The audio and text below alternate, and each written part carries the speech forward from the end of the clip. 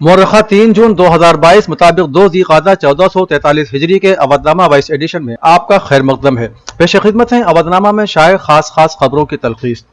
कश्मीरी पंडितों ने बड़े पैमाने पर वादी छोड़ने की तैयारी शुरू कर दी है। जुमेरात को अनंतनाग में दहशतगर्दाना हमलों से खौफजदा पंडित अपने सामान के साथ बानिहाल जम्मू जाने की कोशिश कर रहे हैं। मौसूल इत्तलात के मुताबिक पंडित कॉलोनी के लोगों ने बानिहाल जाने के लिए अनंतनाग कलेक्टर से सिक्योरिटी का मुतालबा किया है। यहाँ अनंतनाग के वेसू इलाके में भी कश्मीरी पंडित भागने की तैयारी कर रहे हैं। पंडितों ने बताया कि उन्होंने सामान पैक कर लिया है, लेकिन सिक्योरिटी फोर्सेज के अहलकार उन्हें कैंप से बाहर जाने की इजाजत नहीं दे रहे हैं। बहुत से कश्मीरी पंडित बिरादरी के सरकारी मुलाजिम वादी छोड़ चुके हैं और बाकियों ने जम्मू हिजरत करने की धमकी भी दी है। इससे उनके लिए वजीर आजम नरेंद्र मोदी के जॉब पैकेज प्लान को नाकाम होने का खतरा भी बन गया है। वजीर आजम नरेंद्र मोदी जुमे को उत्तर प्रदेश की राजधानी लखनऊ में शुरू होने वाली यूपी इन्वेस्टर समिट की तीसरी ग्राउंड ब्रेकिंग सेरेमनी में शिरकत करेंगे और बाद में कानपुर देहात में सदर जमहूरिया कोविंद के गांव में एक अवामी रैली से भी खिताब करेंगे। योगी हुकूमत के दूसरे मियाद-ए-कार की पहली ground breaking ceremony Indira Gandhi Pratishthan में शुरू होगी, जिसमें मुल्क के नामवर कारोबारी हजरात शिरकत करेंगे। इन्वेस्टर समिट में 80,000 करोड़ रुपए से ज्यादा की तकरीबन 1406 प्रोजेक्टों का संग बुनियाद रखा जाएगा। हिंदुस्तान ने आज वाज़ेह किया है कि हिंदुस्तानी ओहदेदारों के दौरे अफगानिस्तान को दोनों ममालिक के दरमियान सिफारती राबते के तौर पर नहीं देखा जा सकता और यह कि काबुल में हिंदुस्तानी सिफारतखाना और कामकाज मामूल के मुताबिक दोबारा शुरू करने के सिलसिले में अभी तक कोई फैसला नहीं किया गया है। इसकी वजाहत वज़ारत ख़ारजा के तर्जुमान ने यहाँ बाकायदा ब्रीफिंग में हिंदुस्तानी टीम के दौरे अफगानिस्तान से मुतालिक सवालात के जवाब में की। उन्होंने कहा कि वज़ारत ख़ारजा में पाकिस्तान, अफगानिस्तान और ईरान डिवीजन के in charge joint secretary JP Singh की क़यादत में एक कसीर रुकनी टीम काबुल में है। मिस्टर बागची ने इस बात की तरदीद की कि हिंदुस्तानी टीम की तालिबान के नुमाइंदों से मुलाकात और काबुल का दौरा दोनों ममालिक के दरमियान सिफारती राबतों का आगाज है।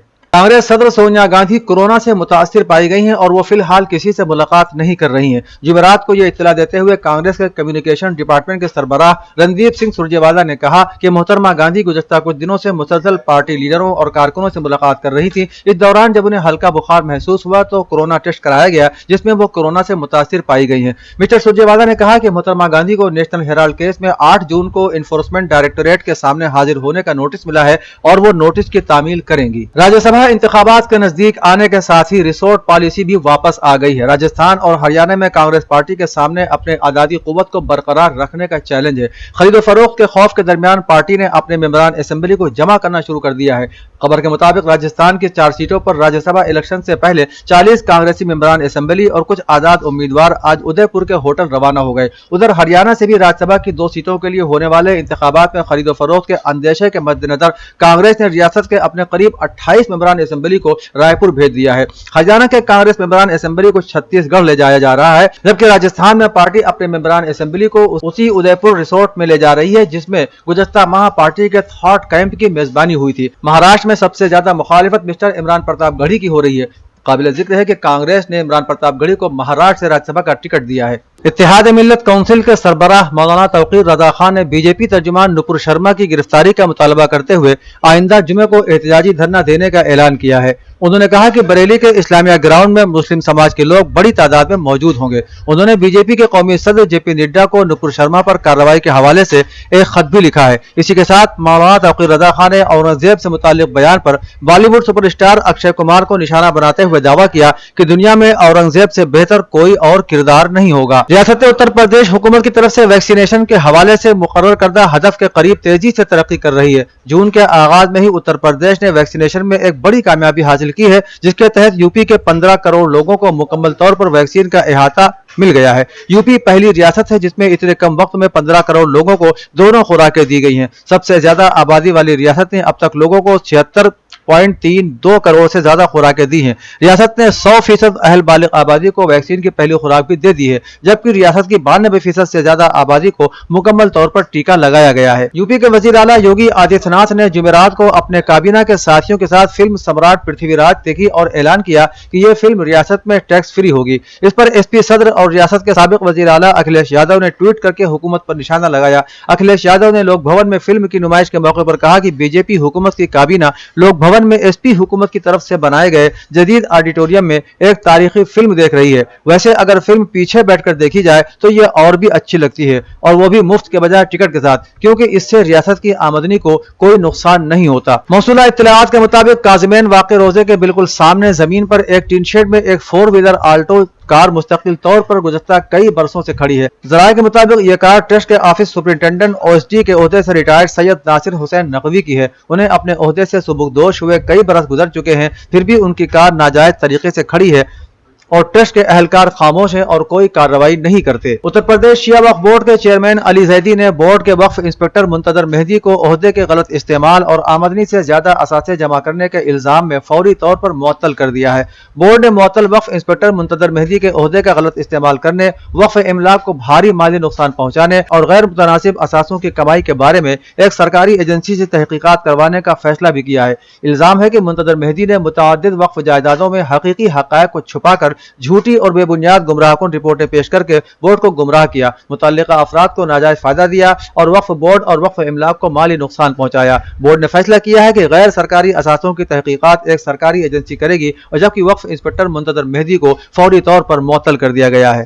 آوازنامہ کے جہانما صفحے کے مطابق سری لنکا کو آزادی کے بعد سے پہلے شدید معاشی بحران کا سامنا ہے، جس کے باعث حکومتی منتظمین نے اعلان کیا ہے کہ اس سال ملک کے مسلمان حج کی سعادت حاصل کرنے سے محروم رہیں گے۔ نیشنل حج کمیٹی نے ٹور آپریٹرز ایسوسی ایشن اور مسلم مذہبی اور ثقافتی امور کے محکمے سمیت کئی دیگر جماعتوں سے بات چیت کے بعد یہ فیصلہ کیا ہے۔ حج ٹور آپریٹرز ایسوسی ایشن کے صدر سعید ایم رسمی نے اپنے بیان میں کہا کہ ملک کو اس وقت ڈالر کے سنگین بحران کا سامنا ہے، جس پر قابو پانے کے لیے زیادہ سے زیادہ غیر ملکی کرنسی کی ضرورت ہے۔ ہماری کوشش ہے کہ مسلمان اس کٹھن وقت میں حکومت کا ساتھ دیں۔ روس اور یوکرین کی جنگ چوتھے ماہ میں داخل ہو گئی ہے اور امریکی وزیر خارجہ اینٹونی بلنکن نے یوکرین کے لیے $700 ملین کی اسلحہ جاتی امداد مختص کیے جانے کی خبر دی ہے۔ یہ امریکہ کی جانب سے یوکرین کو فراہم کیے جانے والا 11واں امدادی پیکج ہے۔ دوسری جانب امریکی صدر جو بائیڈن نے جدید ترین حماس میزائل سسٹم یوکرین کو دینے کا اعلان کیا ہے۔ انہوں نے کہا کہ یوکرین کو اسلحے کی فراہمی کا سلسلہ جاری رہے گا۔ دوسری جانب روسی وزارت خارجہ نے امریکی اقدام کو جلتی پر تیل چھڑکنے کے مترادف قرار دیتے ہوئے کہا ہے کہ یوکرینی ہتھیاروں کی فراہمی امریکہ روس براہ راست جنگ کے خطرات میں اضافہ کرے گی۔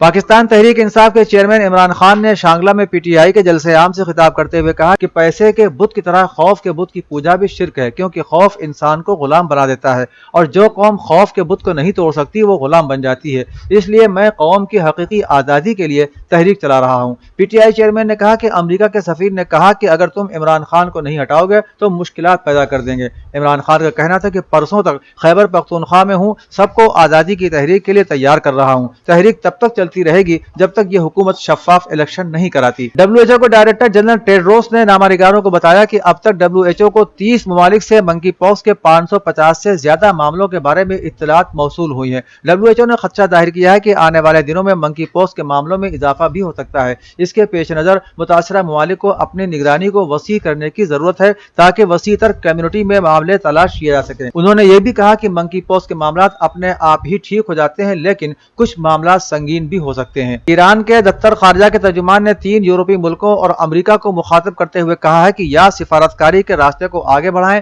یا پھر مخالف سمت میں آگے بڑھیں، اور یہ کہ ایران دونوں راستوں کے لیے تیار ہے۔ فارس خبر رساں ایجنسی کی رپورٹ کے مطابق ایران کی وزارت خارجہ کے ترجمان سعید خطیب زادہ نے اپنے ایک ٹویٹ میں کہا ہے کہ غاصب صہیونی حکومت ایٹمی معاہدے کی سب سے بڑی دشمن، NPT معاہدے کے مکمل خلاف اور مشرق وسطیٰ اور شمالی افریقہ کی واحد حکومت ہے جو غیر قانونی ہونے کے ساتھ ساتھ ایٹمی ہتھیاروں سے بھی لیس ہے، اور اس بات کو ہم اور پوری دنیا بخوبی جانتی ہے۔ سعید خطیب زادہ نے کہا کہ اب وہ وقت آ گیا ہے کہ یورپ و امریکہ خواب غفلت سے بیدار ہوں اور منطقی راستہ اختیار کریں۔ اودنامہ میں شائع خبریں اور مضامین کو مکمل طور پر پڑھنے کے لیے www.awadnama.com پر